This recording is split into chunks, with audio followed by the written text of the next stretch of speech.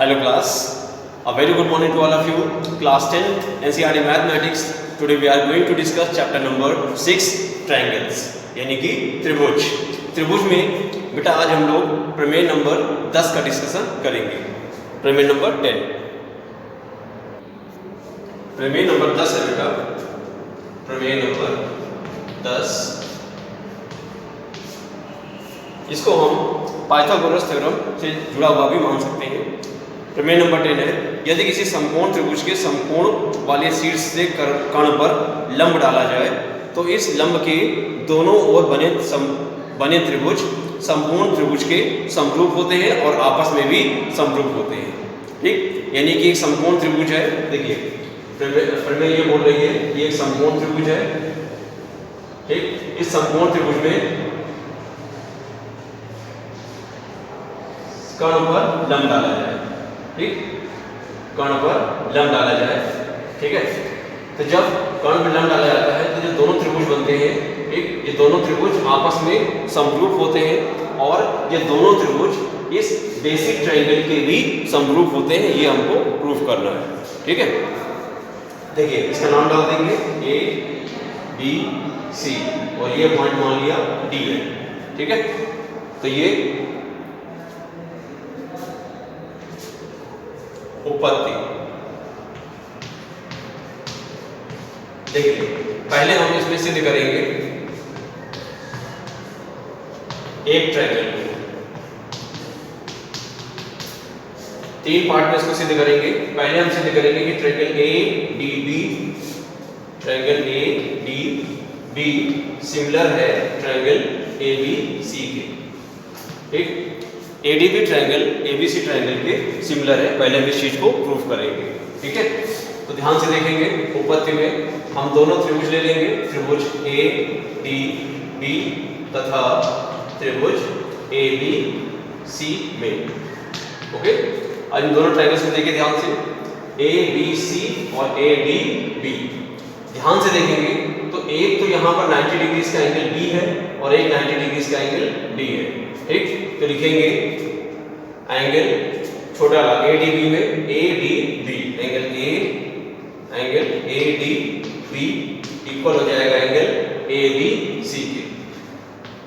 Okay, ये 90 degree और ये भी 90 डिग्री, ये आपका इक्वल 90 डिग्री हो गया। ओके, और ये वाला एंगल ए जो है वो दोनों में कॉमन है। ए डी बी में भी एंगल ए आ रहा है और ए बी सी में भी एंगल ए पूरा पूरा आ रहा है। तो लिखेंगे एंगल ए बराबर एंगल ए।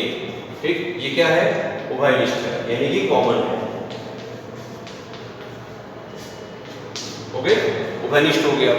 अब एक त्रिभुज के दो कोण, देखिए दो कोण जो है आपस में बराबर हो गए, तो तीसरा कोण जो है एंगल सम प्रॉपर्टी से यानी कि त्रिभुज के अंतर कोणों के योगफल से बराबर हो जाएगा। तो तीसरा कोण कौन सा बचा है, ये 90 डिग्री हो गया, ये कॉमन एंगल हो गया। तो इस त्रिभुज का बचा है ये वाला एंगल। ठीक है, इसका नाम बोलेंगे A B D, angle A B D equal हो जाएगा एंगल इस बड़े वाले त्रिभुज का, ये 90 डिग्री हो गया, ये कॉमन एंगल हो गया और इसका बच गया है आगे एंगल सी वाला। तो A C B, angle A C B. ठीक, एक त्रिभुज के 3 कोण दूसरे त्रिभुज के 3 कोण के बराबर हो गए। तो ये दोनों ट्रायंगल कैसे हो गए, समरूप हो गए। तो लिखेंगे triangle A B C similar triangle. देखो ए वाला एंगल कॉमन था तो ए आएगा, बी वाला एंगल 90 डिग्री वाला था तो इसका छोटे वाले एंगल का ट्रायंगल का डी वाला एंगल आएगा, और सी वाला एंगल ये था बड़े वाले का, इस छोटे वाले का ट्रायंगल का ये वाला एंगल इसके इक्वल था। तो यहाँ पर हम लगाएंगे बी, यानी कि triangle A B C similar हो जाएगा ट्रायंगल ए डी बी के। ओके, तो ये हमने एक पार्ट इसका प्रूफ कर दिया। ठीक है, अब हम इसका सेकेंड पार्ट प्रूफ करेंगे।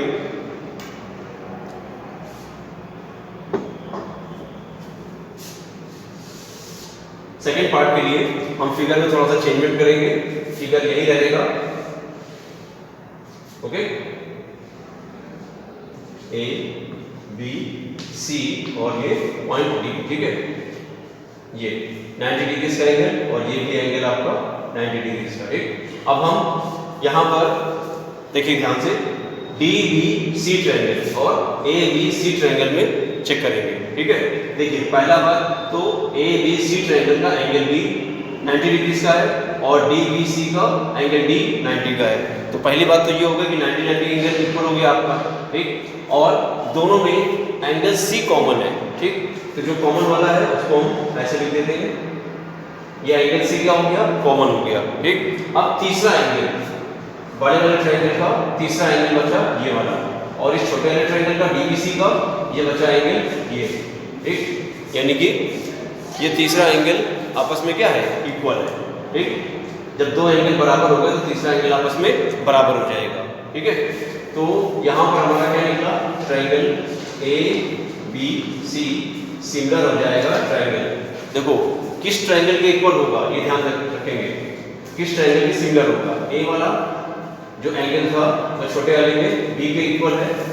ठीक, और बड़े वाले ट्रायंगल में बी, बड़े वाले का 90 डिग्री का बी एंगल और छोटे वाले का बीडीसी का एंगल डी के इक्वल था, और सी वाला कॉमन है। ठीक, तो एबीसी ट्रायंगल डीबीसी के सिमिलर हो जाएगा। इसको हम डाल देते हैं इक्वेशन नंबर फर्स्ट और इसको हम डाल देते हैं इक्वेशन नंबर सेकंड। ठीक, तो देखिए ट्रायंगल एबीसी एडीबी के भी सिमिलर था, ओके, और ट्रायंगल एबीसी ट्रायंगल बीडीसी के भी सिमिलर था। ठीक है, ओके, यानी कि ये जो एबीसी ट्रायंगल है वो इस छोटे वाले ट्रायंगल के भी सिमिलर हो गया और इस बड़े वाले ट्रायंगल के भी सिमिलर हो गया। ठीक, दो बातें हमने प्रूव कर दी। अब तीसरी बात क्या है, तो एबीसी के सिमिलर ये भी ट्रायंगल है, एबीसी के सिमिलर ये भी ट्रायंगल है, इसका मतलब कि ये दोनों ट्रायंगल भी आपस में सिमिलर होंगे। राइट है, ये दोनों ट्रायंगल भी आपस में सिमिलर होंगे। तो लिखेंगे समीकरण 1 व 2 से, समीकरण 1 व 2 से triangle A D B similar हो जाएगा ट्रायंगल डी डी सी। ठीक, तो यहां पर हमने तीन बातें प्रूफ कर दी। ठीक, जो हमारी थ्योरम बोल रही थी कि यदि किसी समकोण त्रिभुज के समकोण वाले शीर्ष से, समकोण त्रिभुज है, समकोण वाले शीर्ष से कर्ण पर लंब डाला जाए, ये कर्ण पर लंब डाला गया था। ठीक, तो ये लंब इन दोनों ओर बने त्रिभुज, लंब के दोनों ओर बने त्रिभुज आपस में समरूप होते हैं। तो ये दोनों त्रिभुज आपस में समरूप होगा, ये बात प्रूव हो गई। और ये दोनों त्रिभुज, ये वाला त्रिभुज और ये वाला त्रिभुज इस बेसिक ट्रायंगल के आपस में सिमिलर होता है। ठीक, ओके, तो ये हमने पूरी थ्योरम प्रूव हो गई आपकी। ओके, आते हैं प्रमेय नंबर 11 पर। प्रमेय नंबर 11 इसको नोट कर लीजिए ध्यान से सभी लोग।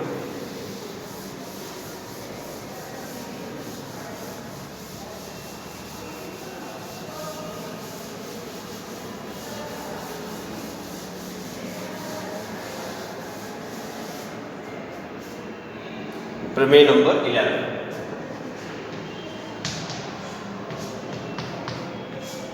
प्रमेय नंबर 11 ये है आपकी, एक समकोण त्रिभुज में कर्ण का वर्ग शेष दो भुजाओं के वर्गों के योगफल के बराबर होता है।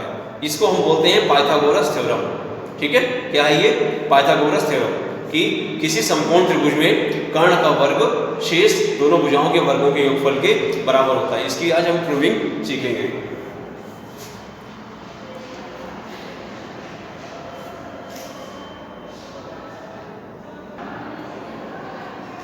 सबसे पहले हम इसमें एक समकोण त्रिभुज बनाएंगे, एक समकोण त्रिभुज। ठीक है, नाम डाल देते हैं इसका ए बी सी। ठीक, इसमें हमको सिद्ध करना है, सिद्ध करना है। ओके, क्या सिद्ध करना है, कर्ण का वर्ग, यानी कि ए सी स्क्वायर बराबर A B square plus B C square, A B square plus BC square, ये हमको प्रूफ करना है। ठीक है, तो अभी भी जैसे हम लोगों ने प्रमेय नंबर 10 में एक काम किया था कि हम लोगों ने इसमें शीर्ष से कर्ण पर लंब डाल दिया था, तो वही काम हम यहाँ भी करेंगे, शीर्ष से कर्ण पर लंब डाल देंगे। ठीक है, लंब डाल देंगे तो इसमें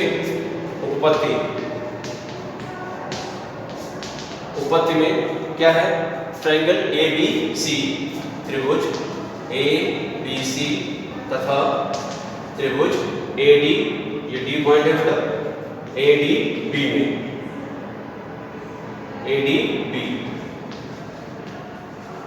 में देखिए एक बार हम लोगों ने त्रिभुज ABC लिया हुआ है और एक बार ADB, यानी कि छोटा ट्रायंगल और ये बड़ा वाला ट्रायंगल ले रखा है। ठीक, इसमें देखिए ये एंगल आपका A, तो ऐसा है जो दोनों में कॉमन है। ठीक, और ये आपका एंगल 90 डिग्रीज का है। ठीक है, तो ये 90 डिग्रीज का एंगल इस 90 के इक्वल हो जाएगा, ये वाला एंगल कॉमन हो जाएगा एंगल A।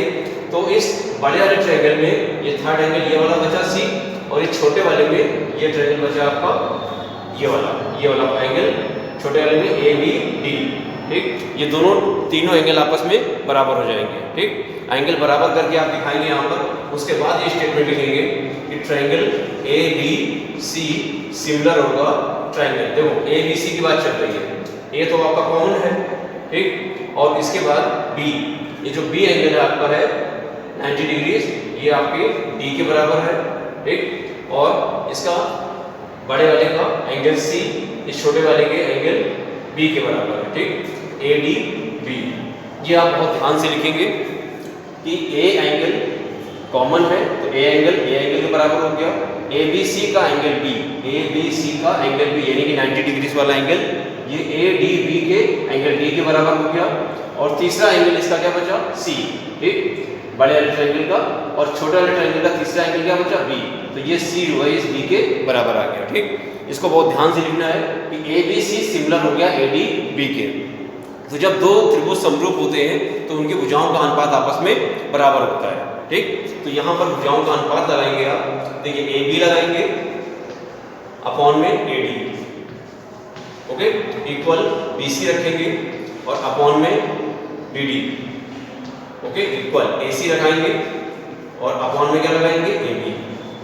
ठीक है, तो यहाँ से देखो हम क्या चीज निकाल सकते हैं, अगर हम इसको और इसको एक साथ दे लें, इसको और इसे एक साथ दे लें, तो AB स्क्वायर की वैल्यू निकल आएगी, ये वाला AB स्क्वायर इन दोनों से निकल आएगा। तो AB upon AD equal AC upon AB। ठीक, इससे हम मल्टीप्लाई करा दें तो AB स्क्वायर निकल आएगा, AD इंटू AC निकल आएगा। इसको डालते हैं क्वेश्चन नंबर फर्स्ट डाल दिया। इसी प्रकार इस बड़े वाले ट्रायंगल में और इस छोटे वाले ट्रायंगल में। ठीक है, इसको हम इरेज कर देते हैं। ठीक,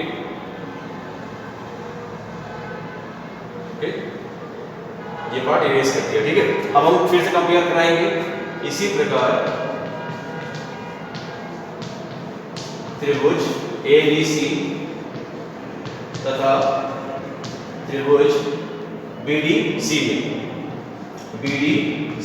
में, ओके, ABC ट्रायंगल में और BDC ट्रायंगल में देखिए क्या क्या चीजें इक्वल है।